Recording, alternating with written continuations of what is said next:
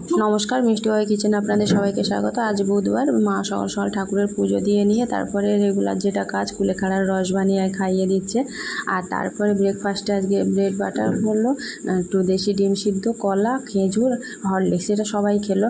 আর খেজুরে তো আয়রন আছে। এদিকে কুলেখাড়ার রস, ছেলে মেয়ে আজকে পড়ছে, এখন স্কুলে যায়নি, স্টাডি লিভের জন্য ছুটি, আগামীকাল থেকে পরীক্ষা।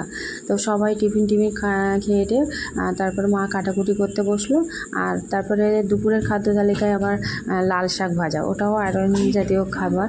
তো তারপর লাল শাক ভাজা, ওলের ডাঁটা একটু সর্ষে বাটা দিয়ে একটু মাছের ঝোল করলো, আর একটু লাউ ডিম করলো।